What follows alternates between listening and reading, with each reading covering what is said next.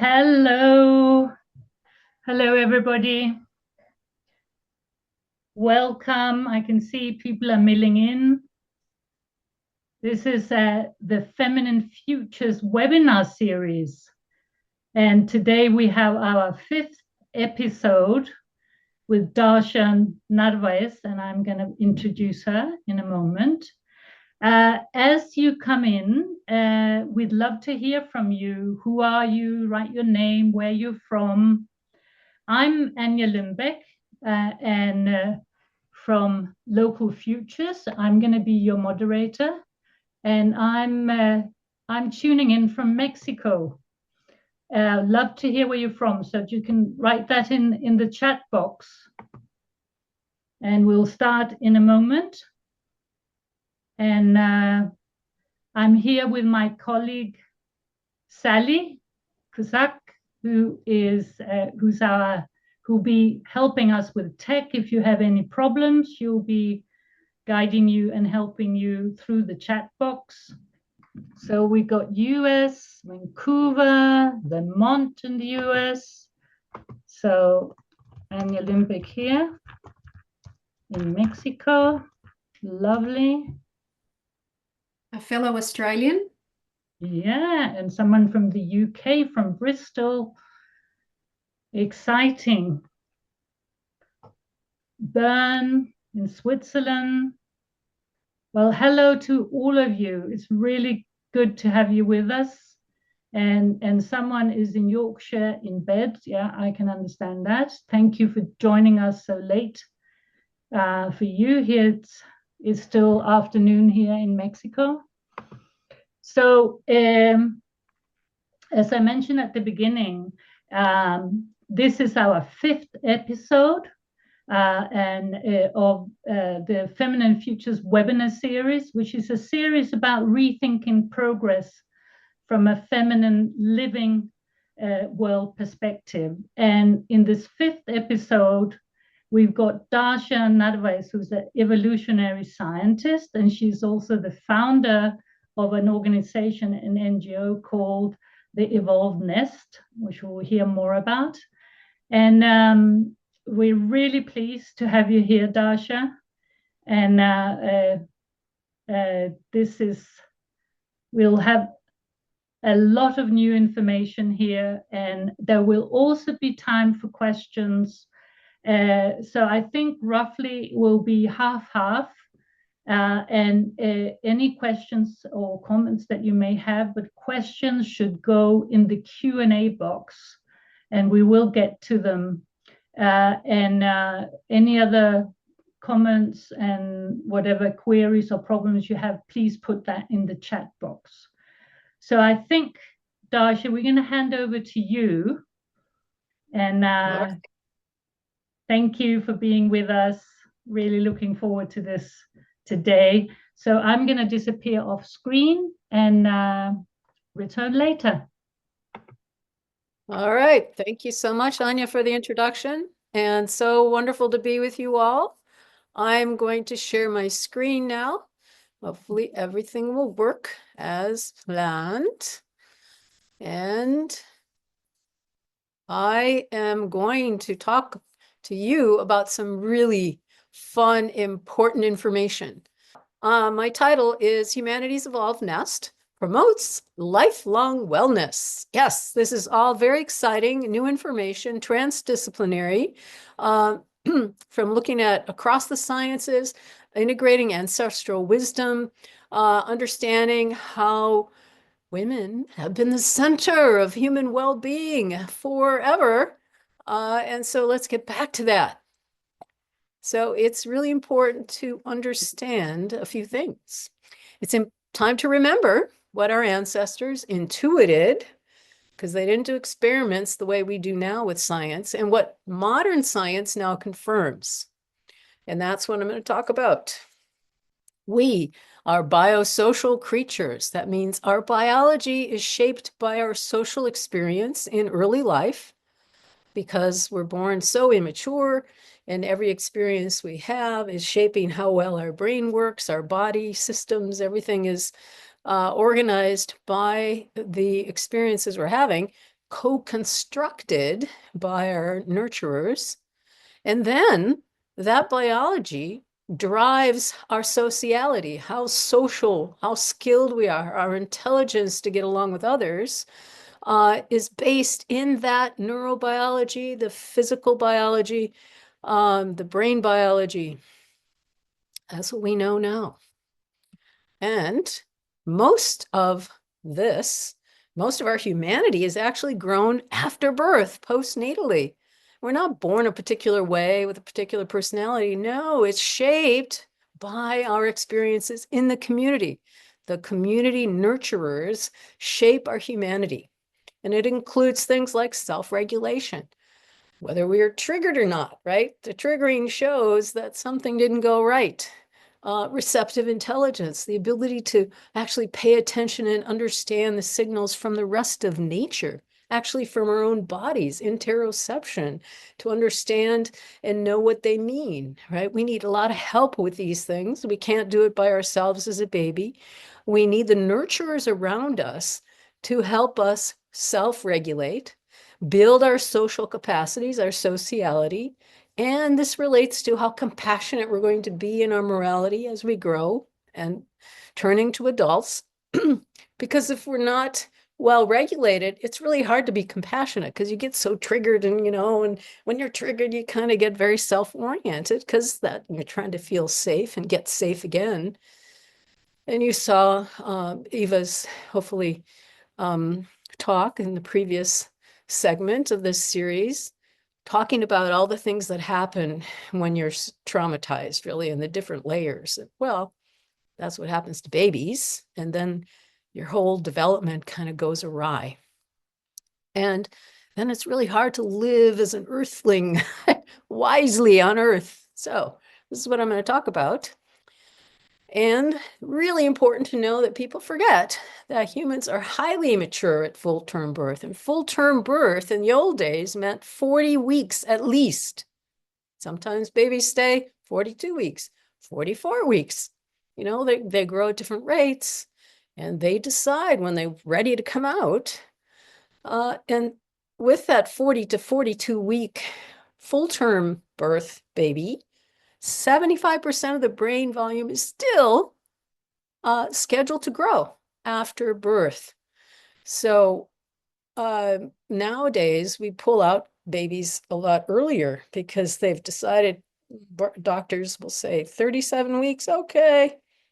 39 weeks, they don't want to schedule now. They've learned not to schedule cesarean sections earlier than 39 weeks, but they used to do it earlier than that. And insurance companies found there were so many problems with the development of the child. So anyway, it's still a lot of babies today are not even born at full term because the doctor's deciding the birthday instead of the baby. All right, but the good news is over millions of years, humans evolved a system that fosters health in every way. And that means throughout life for all of us, but especially for babies.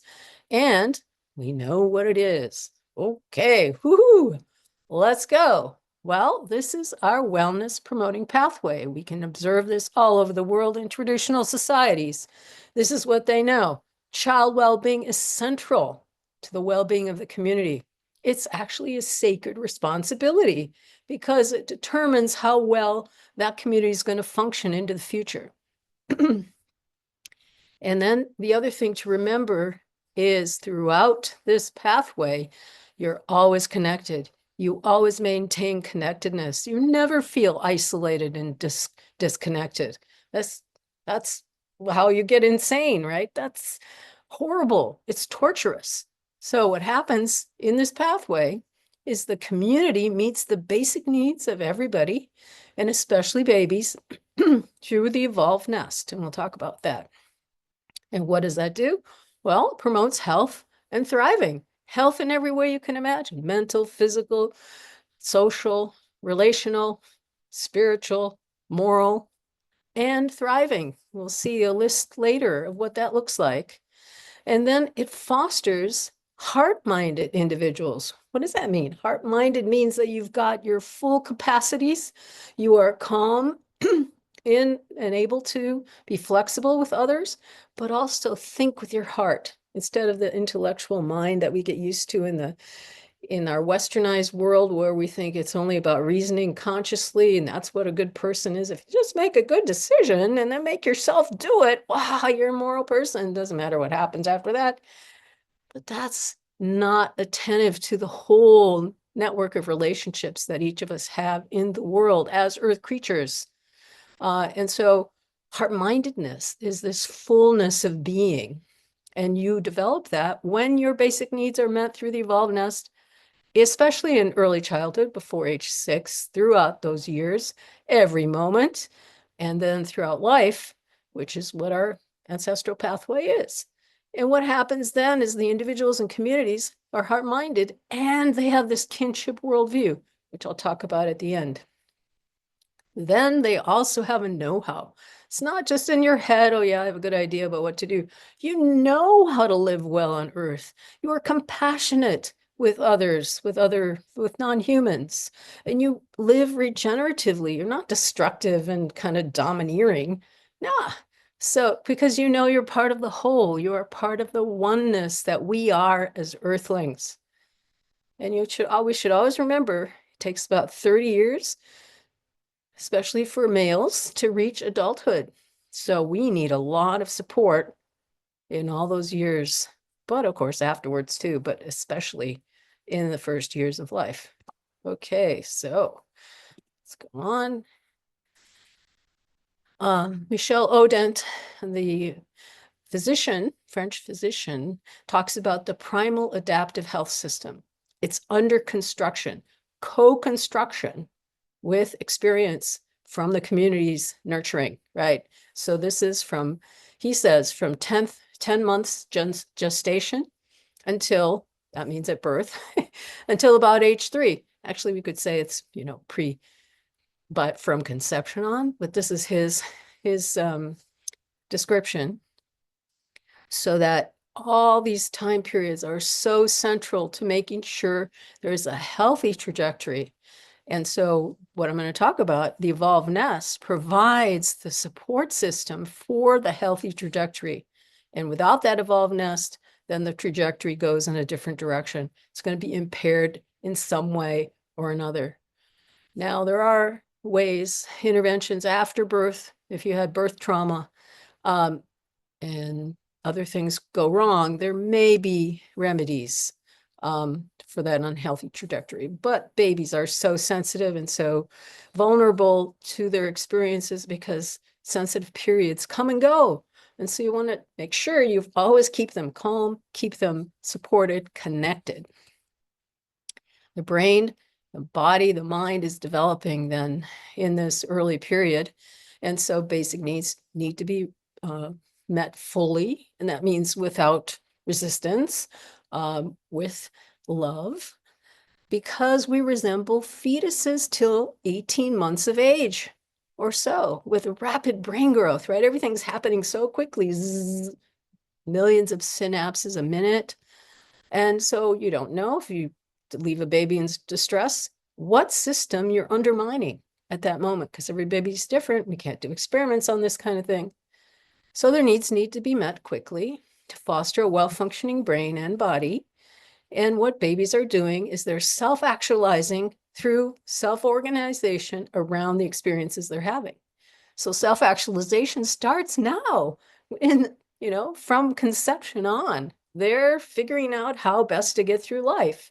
And so if you distress the baby, woo, you're telling them, yeah, you got to be angry to get your needs met. You've got to fight, and we've done that to a lot of babies in the United States in particular, which I think is about the worst place to raise a baby, unless you're in a war zone.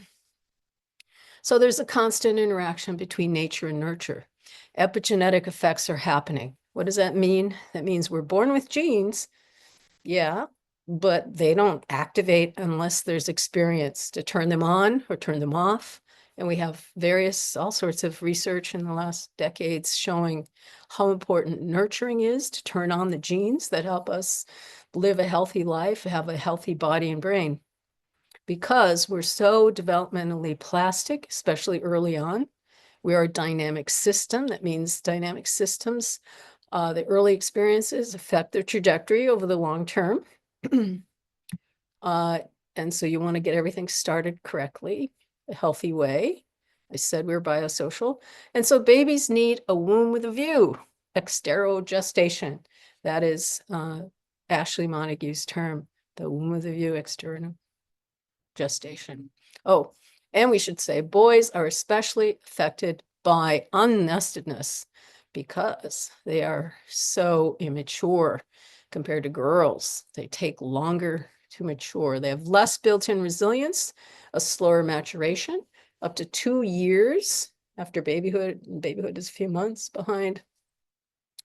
And their stress regulating circuits mature more slowly. And so they need a lot more support to help them develop well. But they're vulnerable to social trauma, more vulnerable to endocrine disruptors, toxins like plastics, because that messes up various hormones.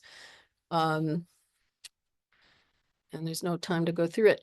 But what happens then, they have a higher likelihood of autism, early onset schizophrenia from, the lack of support, attention deficit hyperactivity disorder, antisocial behavior, addiction, reactivity, aggression, and violence. Okay, well, so my argument I write about is boys just aren't getting what they need, and so they get stuck. And now we have all these men who are really look like men, but they're boys inside, right? Because they never got the nurturing they need. Okay, so how do we do that? How do we meet the needs of the young and ourselves as adults? And what does that look like? Well, the evolved nest, we have identified 9 components from the literature, the ethnographies of small band hunter-gatherers, egalitarian hunter-gatherers around the world. What do they do for their children? Because they're flourishing. They are happy. They love life. And they're healthy on average. There's some nuance to say there, but these are the characteristics. These are what's been provided. We share this kind of provision of these things with many other animals. They've been around for millions of years old, at least 75 million years, these practices. Not all of them. Some are unique to humans, but this is actually one of the many inheritances we have beyond genes. Culture is another one, self-organization that the baby does. Those are things that the genes don't transmit, but we inherit those. And so the evolved nest is common all over the world. It's provided by a community, not just by mother or mother and father, right? And it represents love and action, loving the child. If you want to know how to love a baby, you provide the evolved nest 24/7, right? And caregivers here are co-constructing the child's emotions and cognition. They're doing this, these are intertwined in the brain, and the sense of self, whether I'm good or bad, what kind of social relational orientation will I have? My morality is affected, and my social worldview, my worldview about how the world works, all affected by the evolved nest in early life. Now, most of these characteristics are also needed throughout life. So you see, welcoming social climate, that's for all of us. Mom needs to feel welcome when she's expecting, and then she will have the healthy kind of biochemistry and attitude and energy to welcome that baby in the womb. And then soothing perinatal experiences. Now, this is, of course, exclusive to babies. And we'll say what that is in a moment. Multiple bonded nurturers, people who care about that child, about us. We all need this throughout life. We need to have mentors. We need to feel like we are guided by others with warm, responsive relationships, that we are part of the community. We are part of the whole. That our basic needs for mattering, for belonging are always met then by the community, the welcoming community, the bondedness, and the responsiveness. We all need touch, babies especially. They're growing from the touch. They're growing their brain and body systems like the vagus nerve. and no negative touch. So meaning no spanking, no corporal punishment, and no lack of touch either, which is a negative thing. And then child-directed breastfeeding, that's going to be, we'll say more about that in a moment, but that's another unique thing for the younger set.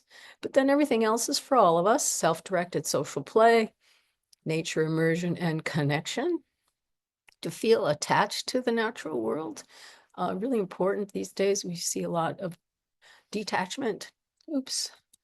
And then regenerative healing practices. We all kind of get out of balance one way or another, mentally, physically, relationally, and we need help getting back in balance. So these are the practices of the evolved developmental nest. Now, there are other aspects of the nest we could add, but this is the one for babies and children. Now, when you think about basic needs, you're probably thinking about our friend Maslow. On the left side is an illustration of people who've put it into a pyramid of needs, right? You start with physiological, and then once those are met, then safety needs and belongingness and esteem, etc. And eventually you get to self-actualization and even transcendence. And that's how he interpreted what he experienced with the Blackfoot Nation. But the Blackfoot Nation said, well, you got it kind of upside down. Self-actualization is where you begin. So babies need all those needs met, right? Because they're self-actualizing around their experience. And self-actualization is not the end goal. It's community actualization so that the community and the culture lives on in perpetuity. So it's not about me, it's about us, right? And that's where the early experiences, if you separate a baby, you are now pushing them into individualism. You are pushing them into me, right? But in our ancestral context, the evolved nest, the wellness pathway, you're never disconnected. And so you never have that feeling of isolation, of being on your own. So evolved nest, let's go through very quickly each of these. And, I should pay attention to the time. I hid my phone from myself. So anybody, I'll keep going.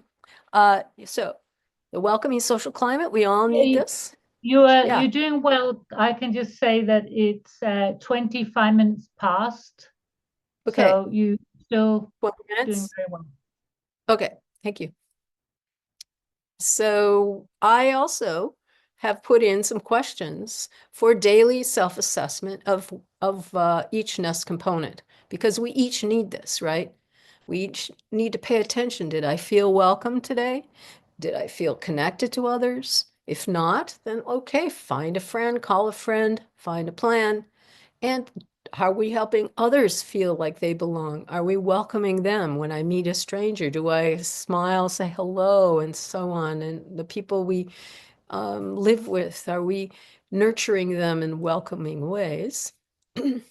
For a young child, the welcoming social climate 24/7 is what Jean Liedloff says here. The feeling appropriate to an infant in arms is his feeling of rightness or essential goodness. The premise that he is right, good, and welcome. Without that conviction, a human being of any age is crippled by a lack of confidence, a full sense of self, of spontaneity, of grace. When the Dalai Lama first came to the United States, he said, "What's wrong with everybody?"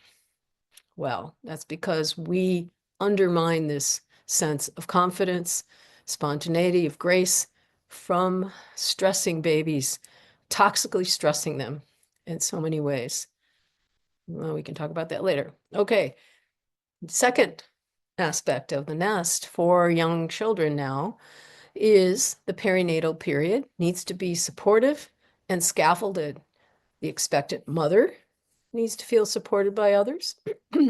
Gestation needs to be supported with good nutrition and no toxins. The baby should be deciding the birthday.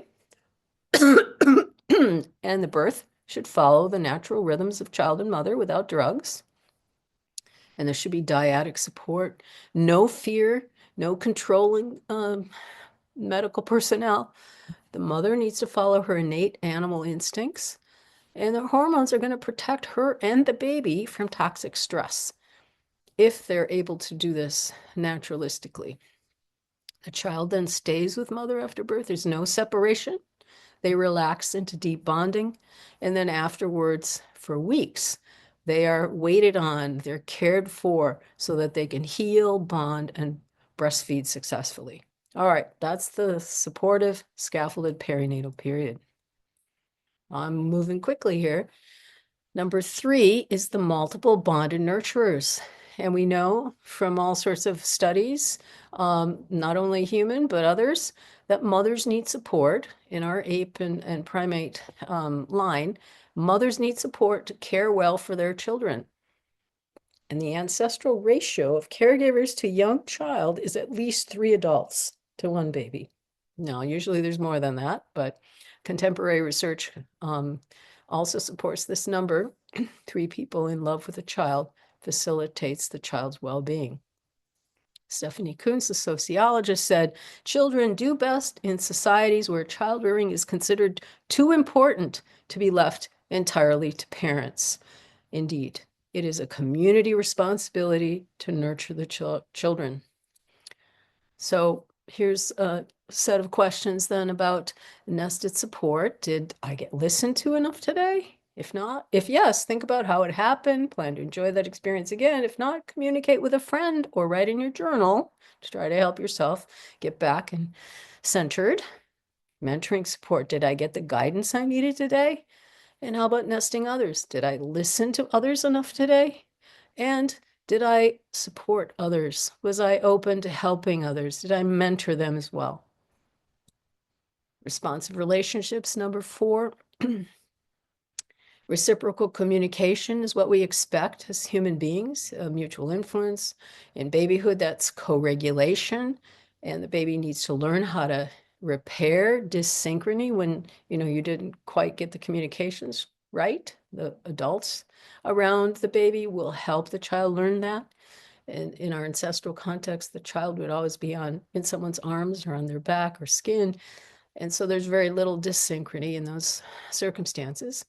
But what happens in the community of nurturers that you build different narratives with different people. You learn that this person smells this way and walks that way or moves this way or that way. And you learn little games back and forth, little narratives. And responsive relationships means the baby's needs are met in the moment. Baby's kept calm, never distressed. If they do get distressed, in our ancestral context, hunter-gatherer, egalitarians, they move in quickly because they know it's not good for the baby to cry. And sometimes babies can't stop crying when they're very young. They don't have the mechanism yet, just like they can't not grab, right? That's what kids who are maybe 12 months old love to keep dropping things because they've learned how to open their hand, right? So all this responsiveness is establishing brain and body wiring in the baby, and all the kinds of things that we mentioned earlier. And we know in the research that responsive caregiving is related to all positive child outcomes. And so in most work, it's controlled for. In our work too, with the Evolved Nest, we control for responsiveness and look and see whether the other aspects of the nest matter, and they do. So your daily self-assessment then will ask, do you have 1 or more friends to whom you can turn for support when needed? Are you able to call, text, email, or see them in person?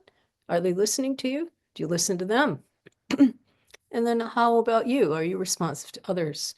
Regardless of your own childhood experience, you can choose to be responsive and friendly to others now. You are the part of the universe of relationships around everyone. Even just a smile or a wave can help others feel like they're cared for. Number 5, physical touch and affection. Mammals need this. Baby mammals need touch to grow and synthesize DNA. It's going to promote all sorts of things. adaptive behavioral arousal, sleep cycles, exploratory activities, social and cognitive functioning, all sorts of physiological effects. The vagus nerve gets set from carrying and moving kind of attention. Long-lasting health benefits include preventing excessive stress, hippocampal dysfunctions related to long-term memory, and preventing depression. And we also know from various studies that negative touch has long-term effects. Spanking is empirically similar to physical and emotional abuse. And yet in the United States, in one study, parents of 12-month-olds admitted that they spanked their child. So we have a lot of work to do here. So remember now, we are learning about how important each of these components are. And now that's going to help us reorganize our societies, our communities around these basic needs and fulfillments so that we can follow the wellness pathway.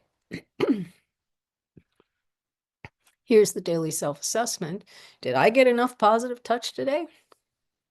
If not, cuddle with a person, a pet, hug a tree, lie on earth. You can earthing is very conducive to lowering your cortisol, for example. Do I regularly get enough positive touch? No, well, develop a habit of greeting friends with a hug, ask friends for hugs, and it's best if they last for 90 seconds with deep breathing. Of course, heavy blanket at night, touch friendly pets, and so on, self-massage. And then did I provide appropriate touch to those around me? You can always ask. If you're a teacher, I asked, well, do you want a hug or a handshake or a high five? Whatever the person wants, and you can do it and be responsive. Okay, the breastfeeding, number 6. Oh, breast milk is so magical. It's amazing. It's a science laboratory, the mother's breasts. The breast milk changes with the needs of the child by gender and time of day, produces antibodies for local infections. It's 80% alive.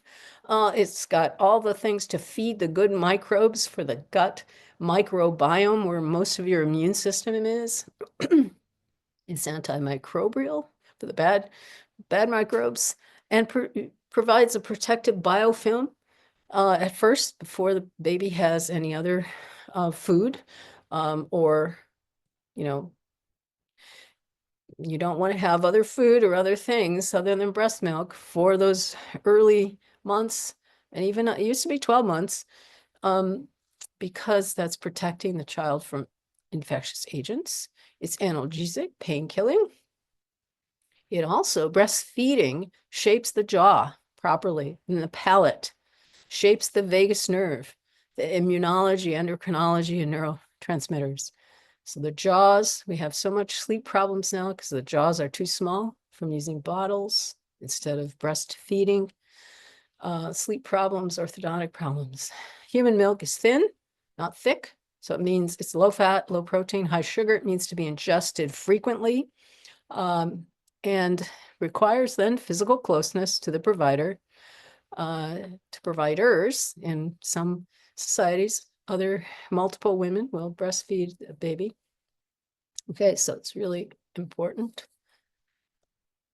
Number 7, self-directed social play with multiple age playmates. It should be the primary focus of childhood because it does so many good things in the brain and body and, you know, influences how genes are working and develops the brain in a healthy way, promotes emotion regulation, it helps you control aggressive urges because if you're playing with a playmate, you know, like wrestling or playing chase, and you're too aggressive, that playmate's going to complain. And you can hear this when you hear kittens or dogs playing, puppies playing with each other. One of them will go because the other one's getting a little too aggressive with their biting, right? And if the aggressor doesn't calm down and pull back, the playmate's not going to play anymore, right? So you learn that from lots of physical play. And we find that maternal reports of play with mother or other adults are related to preschoolers' empathy development, inhibitory control, their ability to stop their behavior, their self-regulation, and their conscience, the concern after wrongdoing. Social play fosters emotional intelligence throughout life. And unfortunately, in the States, and I think other countries, there have been reduced play opportunities for children due to parent anxiety, not letting kids out to play, to screens. It seems better to keep them on the screens instead. And then the emphasis on achievement. So replacing play with learning to read, for example. Okay, so self-assessment of nested play. Did I play freely today? Did I get silly enough today to make myself laugh more than once? If not, play now. Put on some music and wiggle. Put on music and dance. Keep a ball of paper in the air. Talk or sing in a goofy way. How about others? Did I help others play? Did I get playful with them? And so on. Number 8, nature immersion and attachment. This fosters receptive intelligence and caring relationships with the natural world of plants, animals, and other entities. We know that guided experience of students, children, promotes in the guided experience in nature promotes respect and honor towards the created world. And for all of us, it promotes mental health and decreased stress. Even just putting a photograph of a forest or mountainscape, we calm down more. How about the daily self-assessment here? Nature immersion. Did I get enough grounding on the earth? Did I spend enough time contemplating the beauty of earth? Do I feel connected to earth's gifts around me right now? Yes, I do. I have a glass of water and I thank the water for gift. Did I encourage nature connection in others? Did I speak respectfully about nature today? Did I model respect for nature today? Did I encourage others to connect to nature today? These are the kinds of things that are normal in our species normal wellness pathway. At evolveness.org, we have 28 days of various things. We have 28 days of nature connection based on an experiment we did with college students, trying to increase their nature connection, which worked. And we put it into a activity people can follow at Instagram too. And number 9, excuse me, take a cough drop. Regular relational healing, restorative healing. We need to help ourselves get back to respecting nature, to feeling community bonding, to heal our relationships, and to heal individually, mentally, physically, right? And so in our ancestral context, there's regular healing community practices. And sometimes we can't do it communally, so we'll have to do it by ourselves. But there's celebrations, there's grieving. The San Bushmen people, when they're asked, how often do you have ceremonies, healing ceremonies, they'll say, oh, maybe once a week. But if there's grieving, every day. So we have to remember to get back to regular healing practices. Health, after all, is about relating to others, to nature, and to the cosmos. So you can ask yourself, did I have a chance to heal any hurts or wounds today and let go of resentments? Did I get a chance to rebalance physically, mentally, and psychologically and feel good? How about relationally? Did I just try to strengthen or heal a relationship today? Did I offer a listening ear to others? We have 28 days of self-calming because that's part of what we need to do. If we were undercared for in early life and toxically stressed, or no, we get very triggered, right? So we have 28 days of self-calming to figure out what works for you. So Evolved Nest is about meeting the basic needs of everyone so that every person thrives, develops resilience, and reaches their unique potential. So embodied wellness is going to provide then a sense of self-security, of joyful creativity, of self-confidence, of unconditional love, expressive sharing, spiritual intuition, and trust in others. Thriving then looks this way. A thriving individual we can see in these nested communities they have quiet minds, they're childlike glee, they're vital, fully alive, autonomous, they make their own choices and decisions, they're honest, fully honest, sense of humor they have, their outstanding memories, build habits at will, have a know-how for getting along in the landscape, feel attached to the ecology, the landscape, and are connected to spirit. And the community then has an extended self. They feel part of the whole, oneness with all. They enjoy being with others, enhance their well-being. They're relationally tuned and responsive to others. They have empathy, listen unconditionally. They're authentically helpful, love unconditionally, and forgive. They're communally oriented, so they have that autonomy and they're communal. And they're generous, egalitarian, respect the ancestors, and feel responsibility toward the web of life. So this is our wellness promoting heritage, the cycle of connected cooperative companionship. The nested companionship care is provided from conception, which leads to a healthy psychosocial neurobiology, all those big words. And adults become well and wise, and they foster the same kind of community to keep the cycle going, attending to basic needs and respectful relations. We can intervene here at every point, at each point, depending on where you are in your walk of life. Of course, we're on the cycle of competitive detachment, unfortunately. The trauma-inducing pathway, which is exhibits in the United States in particular, extreme social poverty, where we undercare for children, developmentally inappropriate child raising. We have dysregulation then that develops, and a sense of scarcity and insecurity in each person who's undercared for, and they become traumatized and threat reactive, easily triggered. You can see it in adults in the United States. The adults are ill physically, mentally, socially, and they have limited social moral capacities. They're more likely to have an exclusionary morality, us versus them, because they didn't get the early care. Again, our sociality is mostly developed, our humanity, after birth, but they didn't get all that, got a lot of gaps in there. And so then they keep the trauma-inducing culture going because they're distracted, overwhelmed, neglectful, over-controlling, just out of balance.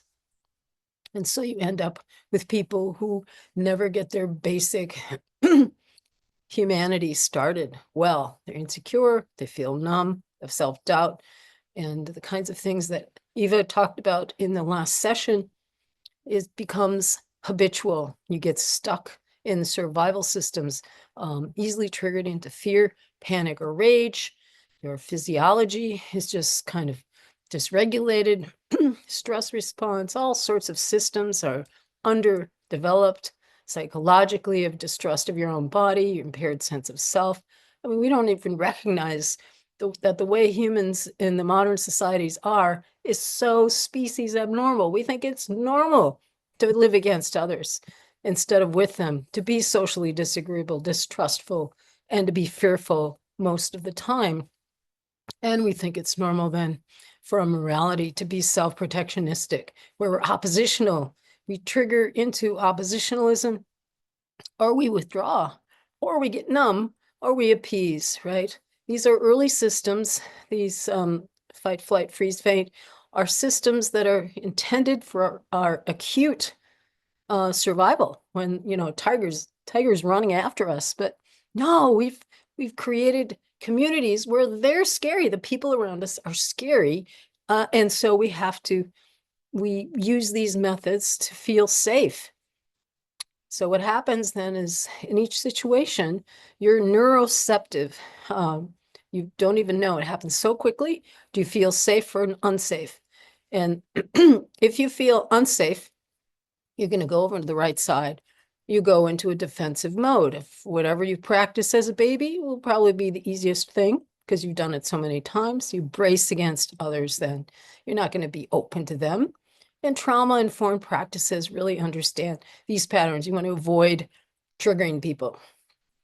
On the left side, though, this is what the nestedness does. It opens you to life. You feel engaged with others, attuned to them, and flexible, and you feel safe in most circumstances. And these are what wellness-informed practices promote, this kind of orientation.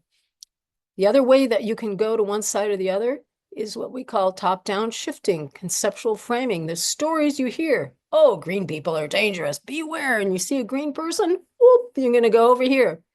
So it really matters what stories you put, what environments you put yourself into, because those stories are building intuitions about what the world is like, right? And if you were undercared for in early life, you're going to be more likely to go and be attracted to stories that talk about those people are the problem.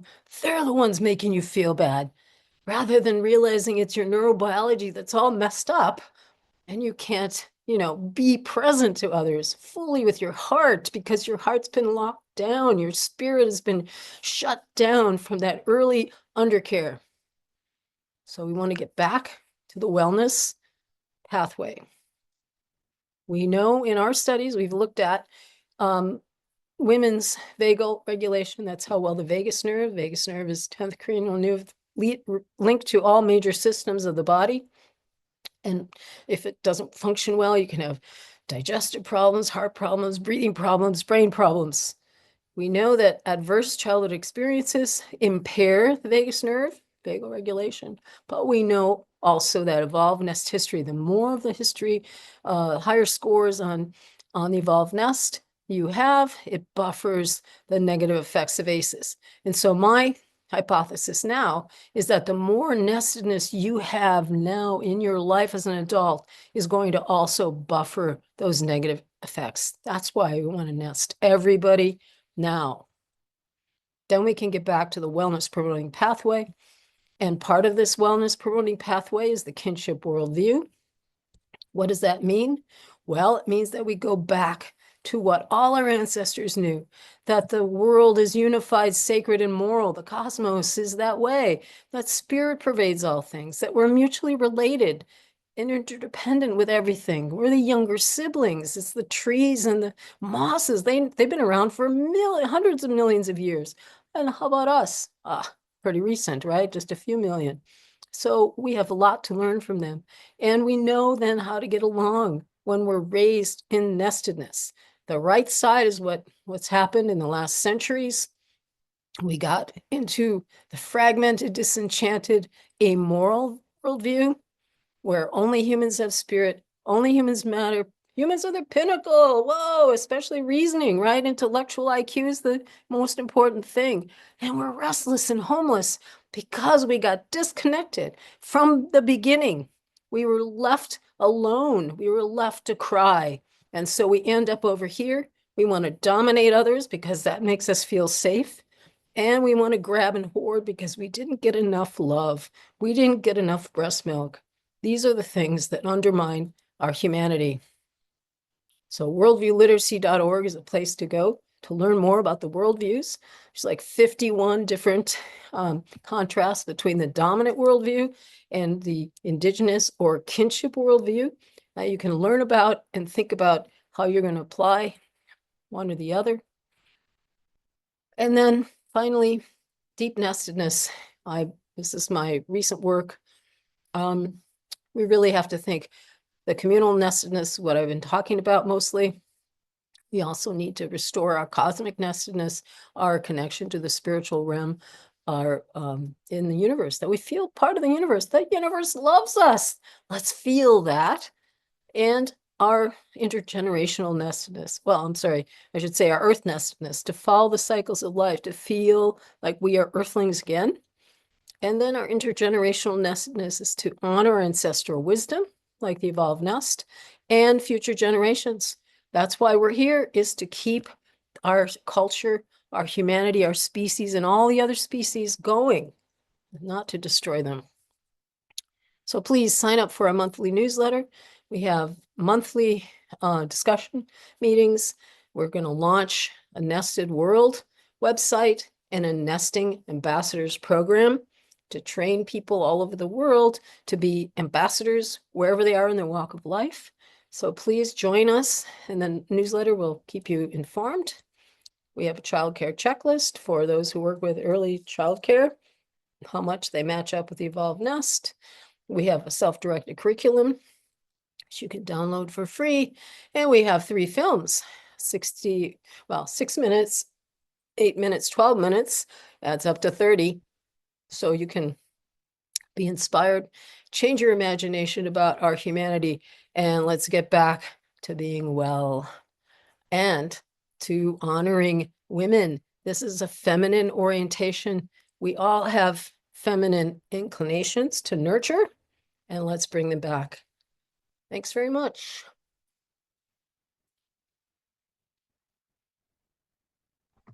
Thank you, Darcia. I mean, when I hear you speak, oh, can you hear me? Mhm. Yeah, okay. So I'm just saying, when I hear you speak, you know,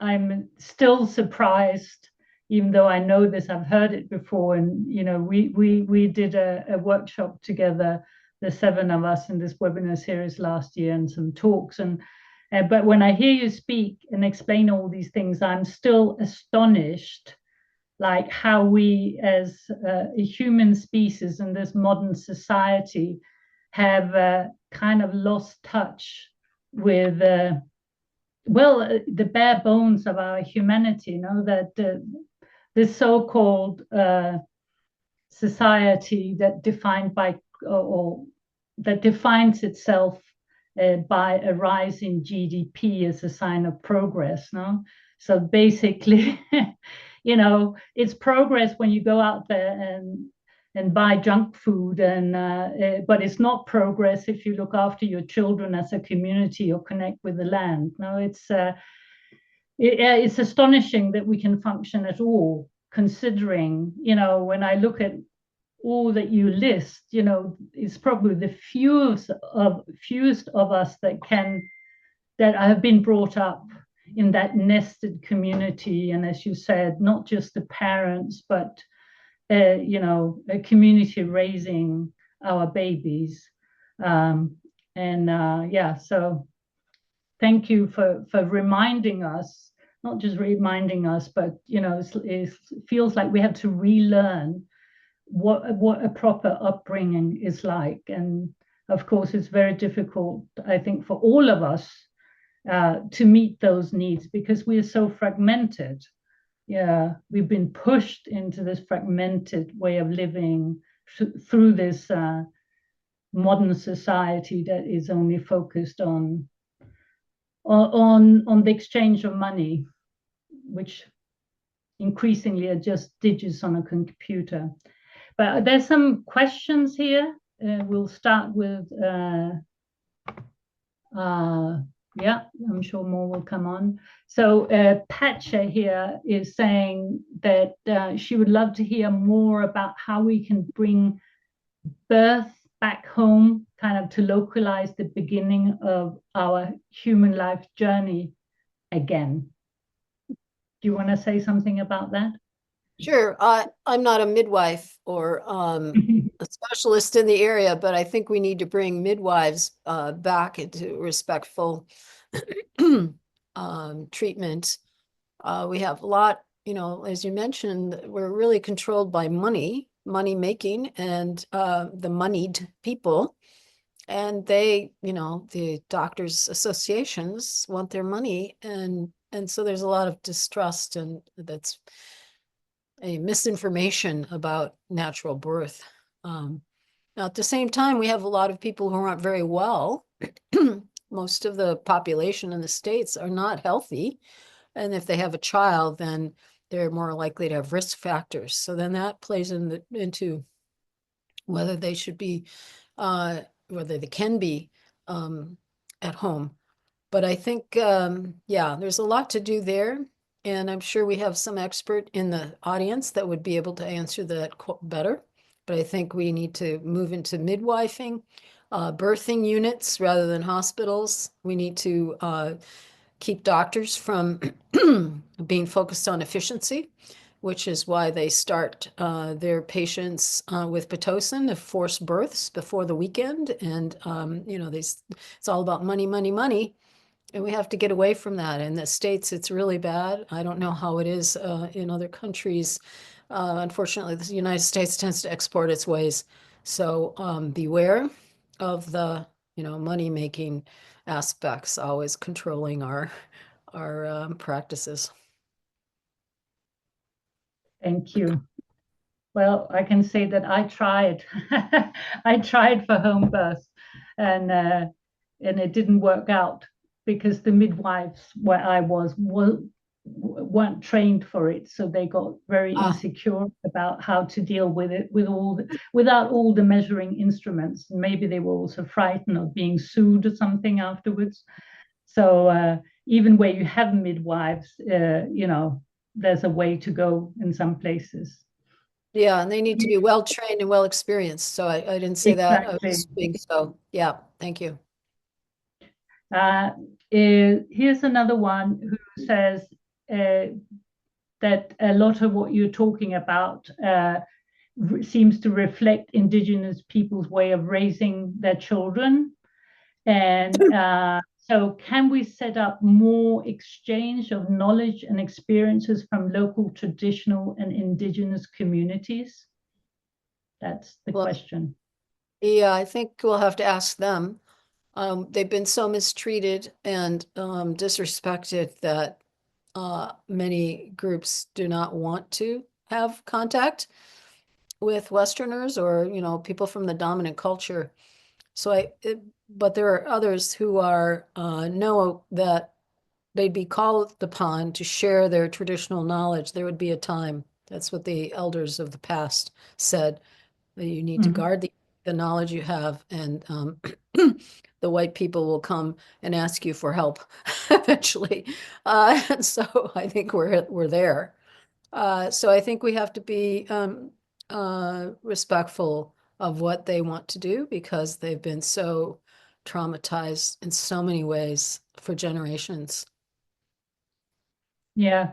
Maybe I'll just comment there that the first speaker, Helena Norberg Hodge, was talking a little bit about it in the first webinar and have documented how the upbringing of children in Ladakhi society, traditional Ladakhi society. So that's, which reflected or compared very well to what you've been speaking about this, the evolved nest. And there's also a comment here in the webinar chat, someone saying that indigenous or native people in Australia, that apparently any sort of negative behavior towards children by adults were punished by other adults, or they were ostracized. So it was not well seen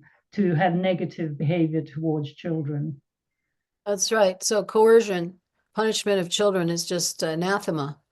There's the Jesuits, when they were in the North America, they kept diaries. And in one case, they talk about the Huron people where a French child was playing the drum, and one of the Hurons wanted to look closely at the drum they were playing. And when they came over, the child hit them with the drumstick, and the Huron wanted some exchange for that, some kind of awareness that was inappropriate.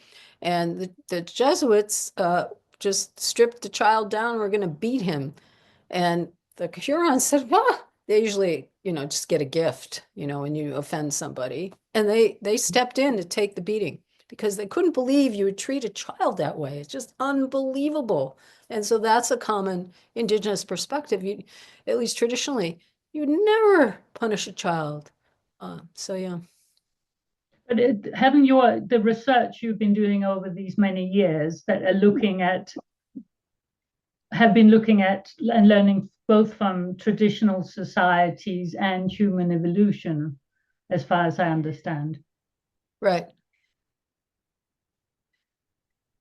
Yes.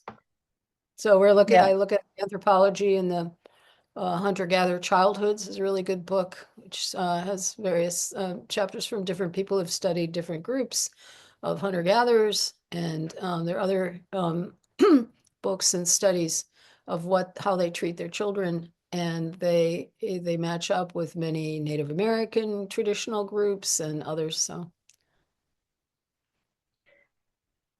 Thank you. So here we have another comment and question. Someone saying that they love your thriving individual list, and comments that one of this person's most important lessons as a mother was to trust nature in all ways, trying to relax instead of panicking when there were risky experiences like water or with animals. And so how do we move away from fear-based parenting, which was also something you was talking about in your previously? Yeah, You want to it's say hard. more about? Sure. It's hard because so many modern industrialized adults have been raised with fear themselves, right? And so they're anxious. They get very anxious. So it's important to let the child go off on their own. And Jean Liedloff, in her book, The Continuum Concept, talked about how parents would, the little child is on the middle of, I don't know, near a swimming pool or something, and the parent wants to go, say, no, don't do that, blah, blah, blah. And she tried to convince the parents back in the 70s when she was on the media circuit, come on, calm down. The child is an animal. They need to follow their instincts. They're not going to do something stupid. And then once you start interfering, that child has self-doubt, right? And then they always have to look for an external approval before they do something. Oh, that undermines that following the inner compass, right? So you want to let your child go off, make sure that you're not going to run in the street or something where there's fast traffic. But if they're very young, let them have their freedom.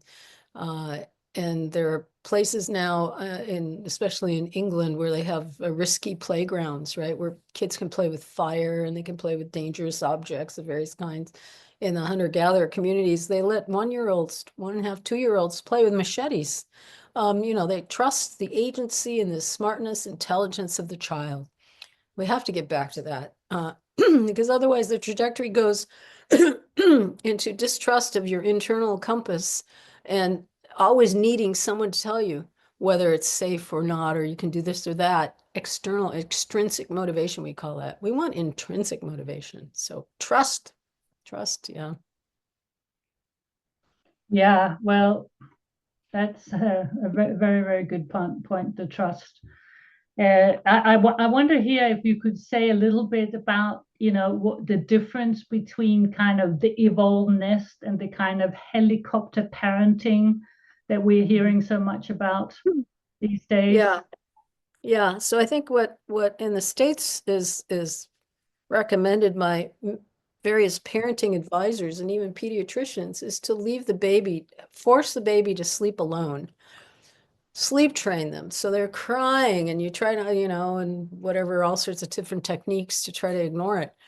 And so you're not helicoptering at all. You're kind of detaching from baby, it doesn't matter. Everything they are is genetic and, they'll never remember, all these myths. And so then you develop a child who's very unconfident, easily triggered and, scared to death of whatever, different things, depending on what happened. And then the parent has to move in to help them move along, right? So it's all upside down. When you provide the nest of 24/7 responsiveness, you're always present and you know how to read the signals of your child, eventually they're going to want to walk away. They're going to want to go off on their own. And usually that's by age 4 in traditional societies. They're ready to be a community member and go to the next village and do this and errands and various things. But it's the opposite happens in the United States, where because mothers have to work, right? Both parents work, you got to do sleep training so the parents can get enough sleep so they can go work during the day. And so the baby's needs are all, minimized. And then you end up with a child who's very insecure. And that's why the self-esteem movement came in schools some decades ago. You got to build the self-esteem. Boy, what's wrong with these kids? Which then makes them more narcissistic, depending on how you're doing it.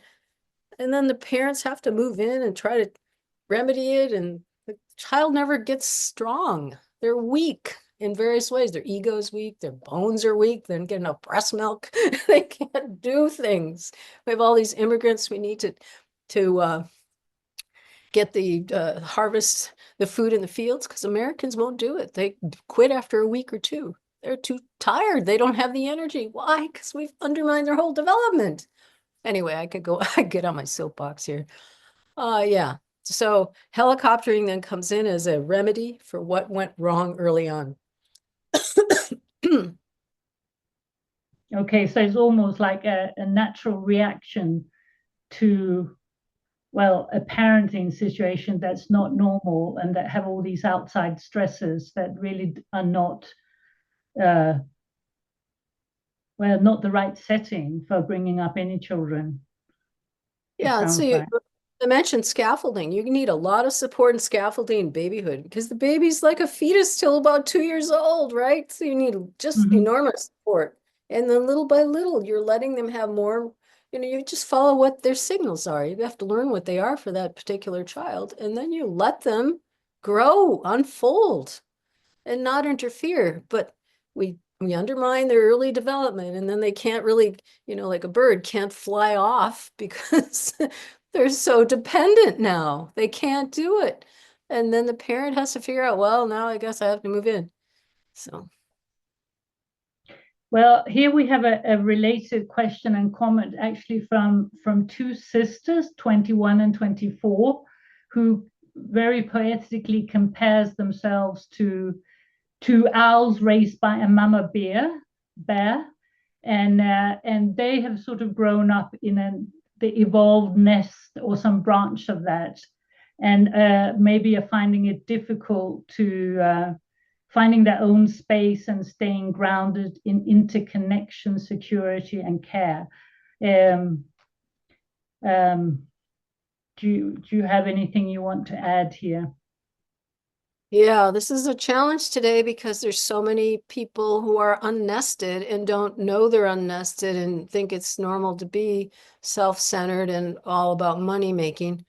And so if you're a partially or fully nested person, it's like, wow, I don't want to hang out with these people who are so different.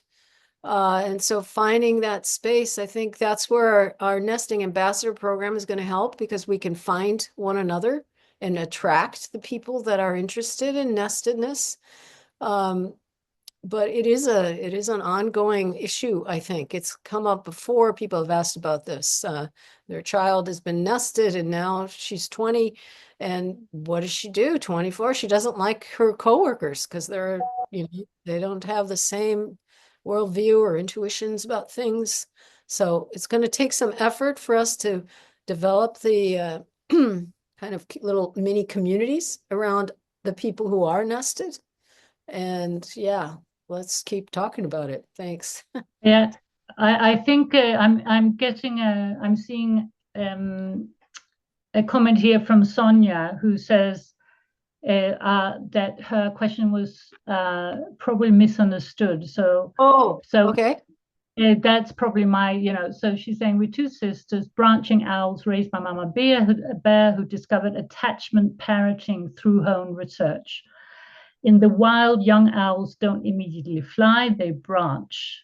As owls climb out of the nest onto nearby branches to build strength and coordination and get ready.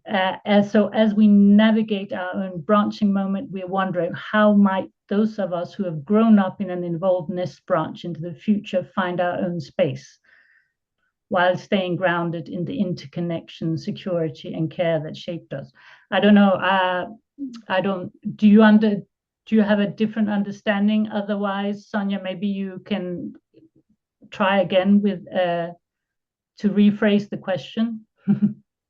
Well, I think what comes to mind is to find places like when you want to be a graduate student, you go find, you inquire and visit campuses and potential advisors and find a good match, right? You have to find a good place to kind of land. And maybe it's with family members who are also and you go hang out with them and then find a work that you want to do there.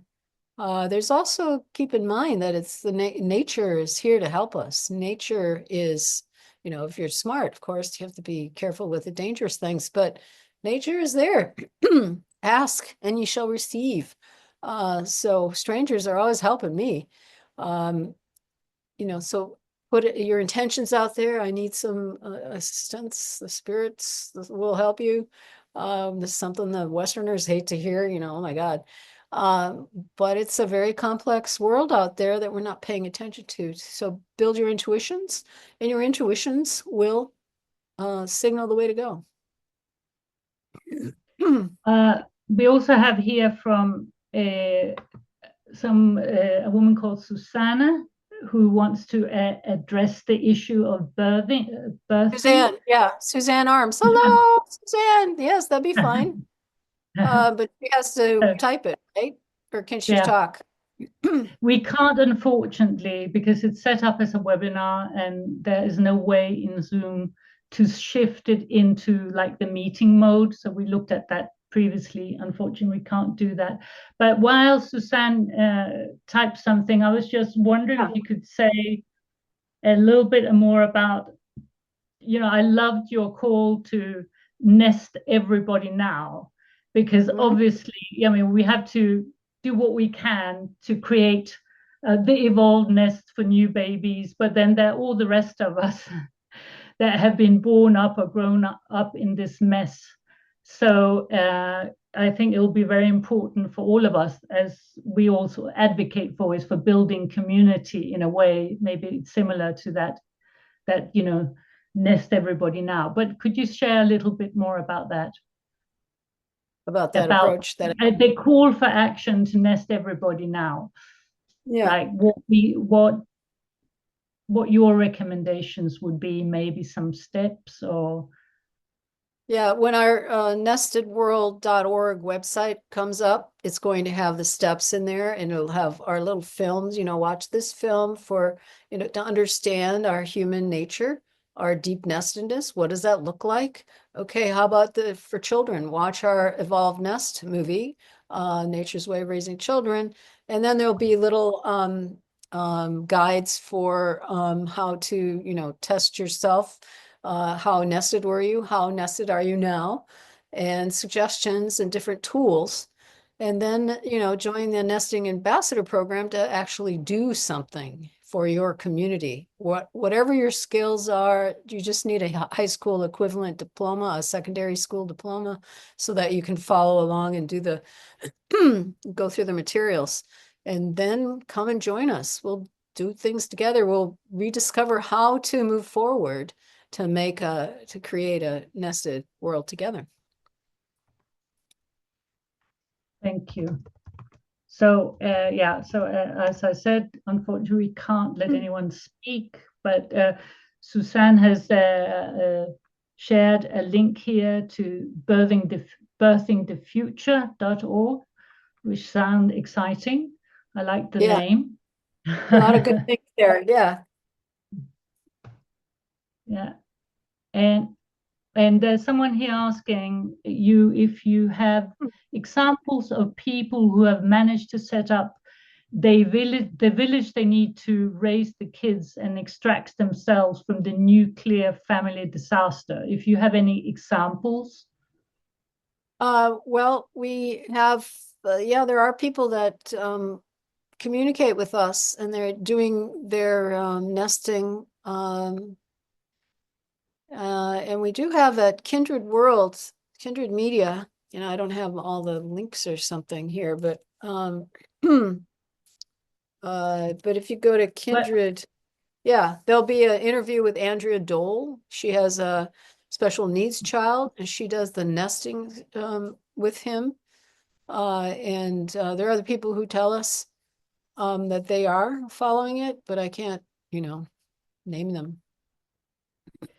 Well, maybe I can add here that I think a lot of eco villages, like intentional villages, kind of do some of that. Maybe not starting off with the idea of the evolved nest, but in effect, that is what often happens. That you have more than, you know, a childcare and upbringing more on a community level, and not just as parents or as a nuclear family. I live in an eco village here, and that's how we have one child, and he was brought up by others, like we were helping bringing their children up. So even though we've got several families here who only have one child or two children, they have grown up with many more and have been accustomed to, you know, sleeping with in other people's houses. They've been, hanging around with other kids of different ages, throughout their childhood. So I think it's not uncommon in eco villages. There's also a question here about someone, Amy here, asking, what did you mean by a diploma equivalent? Yeah, I put that I typed in the chat. Diploma equivalent in the United States would be a GED, General Education Diploma, I think, which if you didn't go to secondary or finish secondary school, you can take classes to get the equivalent degree.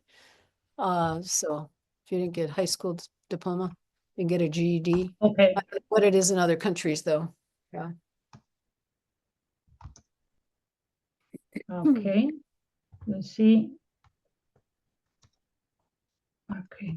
And here's a link to the Kindred Media. Is that the correct one? Oh, yeah. Yes, that's good. So, okay. So let's see if there are any other questions. Yeah. looking through the chats, I guess not.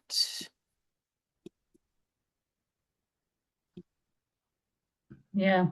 So, I mean, so can you speak about better schooling approaches?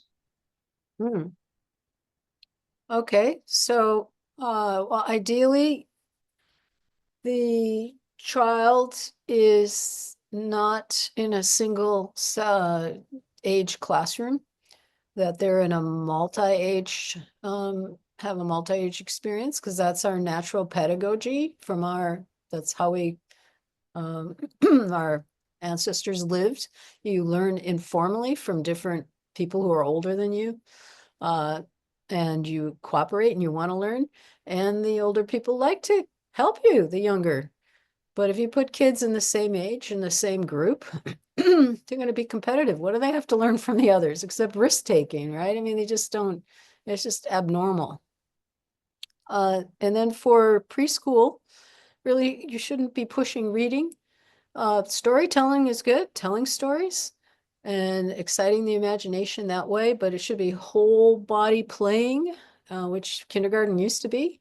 Now they're pushing reading and math and things. Those are the things that shift your brain. So especially in the early years, you want your right hemisphere is scheduled to grow, and the right hemisphere is gathering information about, with your whole body, what you experience, and collecting that in a big catalog that your left brain will then access and make some generalizations from, and then guide you to your conscious mind.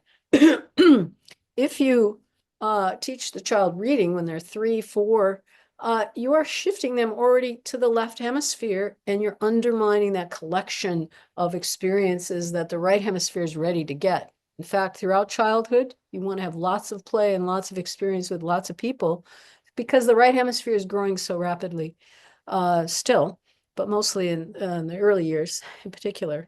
So you don't want to push children into being, making decisions. They shouldn't have to make any decisions before age 7, 8. They're ready. They're kind of in a hypnotic state until that time period, and they're just, following whatever's happening, and they do it, and they imitate, and they just want to be part of the group, and they want to be a community member. And so when the 1.5-year-old wants to help you fold the laundry, you let them fold the laundry, even though they're going to make a mess of it, or help them sweep the floor, because they're ready right then. They're getting, ready to be a community member. And in traditional societies, they know that they're not going to do it very well, but they're, learning the skills. They're learning to be cooperative. And what we do in the modern society is we tend to put the child in front of the TV instead of letting them help with whatever it is, because it's going to take longer, and you have to clean up after them, whatever it is. And then that sensitive period goes by, right? And then they turn into teenagers, or later on, just a few years later, you ask them to help, they don't want to help. They've built the habit of not helping. So there's lots of things. We have to know what child development is like, and not force them into these, squares that they're butterflies, and we're forcing them into a tiny square of, because we want control. The whole system in the Western world is control. In the hospital, in the school, control people because they're dangerous. They have the worldview. Part of that worldview is that people are sinful. And indigenous people, they don't have that view unless they've been missionized. No, people are, babies come from the gods. It's grandfather. Look, this is grandfather's spirit here. You better be respectful of the baby. But no, they learned, the indigenous people from all over the world learned from the missionaries and the conquistadores. One of my relatives was one. And they learned that people are bad, and of course the baby, when they're mistreated in early life, not getting their needs met, disconnected, they internalize the badness. I am bad. And then they build that up into their adulthood. So it's this sinfulness, right, that just gets carried on in so many ways. Anyway, I'm going on my soapbox again. Well, I recently read about something which I was surprised about, from the UK, with a lot of teachers saying they get children coming into school, they're still wearing nappies, they can't walk up, they don't have the strength to walk up a set of stairs, they can't sit up, they can't hold, they don't have the strength in their abdomen and to be sitting without holding their back upright. Basically, they are linking it to poverty levels, because what you were saying about putting children in front of the TV, apparently a lot of parents are having to work double or triple, and so they've got the children parked in front of a screen in a sofa in nappies, and so they're not even developing physically according to their age. Probably, it sounds like they might not be able to do as many things as a 2-year-old could in a more natural, nurturing setting. So that sort of opens up a whole new problem that we haven't seen before, or I haven't heard about before. I don't know if that is also a pattern you're seeing in the US. I don't know it from Denmark, for example. I'm from Denmark, by the way. Yeah, I don't know. I haven't heard about that. I know that a lot of children are very dysregulated when they go to school. They just can't, they're very aggressive or withdrawn or fearful. Can't learn when you're that way. But when premature babies have all sorts of deficits, not only lung deficits, but their manual dexterity is poor, they're developmentally delayed, and we've got all these babies being pulled out of the womb early. And so there's probably some of that going on. And then the parents, like you said, are working, and they don't, you probably, with the extended family, could, help the child develop more rapidly, but then they're kind of already behind. And then, it's terrible. Yeah. Well, here towards the end, any last words from you, recommendations for all of us in this difficult time? Yeah. So people ask me sometimes, what keeps you going? Well, I have optimism that we can shift back to nurturing, back to honoring women, honoring femininity in all of us, the nurturing part of ourselves, and to honor nature, the rest of nature, as a partner instead of full of objects. dumb, inert things. So I think nature will help us. The landscape will teach us.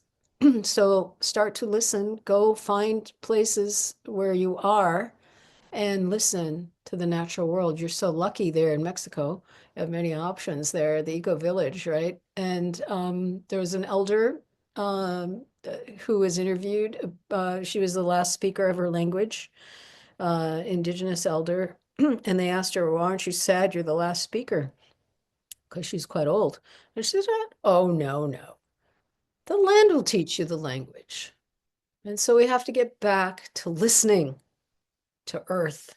Earth is our mother, right? We are just part of it. We're coming and going all the time. And our human form is we're gonna disappear, but all our quarks, all of us are going into the next generation. What will that be? I don't know, but we don't have to worry about disappearing because we're here. Just need to listen and help others, ourselves, everyone flourish through the nestedness that is our heritage. That's similar to what we normally say, which is change the I to a we and connect with others and connect with nature to build healthy communities. And I think if we, in doing so, in connecting with the land and building healthy communities, then I think that evolved nest evolves, or the possibilities are there, and when we connect with others. I think the worst thing we can do is to stay alone and think that we have to change things as an individual, because that's almost impossible. Anyway, I think we'll end here, and thank you, Darcia, so much for sharing all this information. And thank you for all of you that were here. And of course, thank you to all of you that will be watching this recording afterwards. And we hope you'll join us next time. The next episode is in 2 weeks, and it's with our colleague and friend Thais Mantovani, who will be talking about education from a quite broad perspective. So educating for the world we need, not the world we have. And she'll not only be speaking about formal education, but also about how we can educate ourselves to rethink and act for that beautiful future that we all need and want. So I'll say good afternoon from my end, and good night and good morning to others. Thank you, Darcia. You're welcome. Thanks for you, having me. everybody.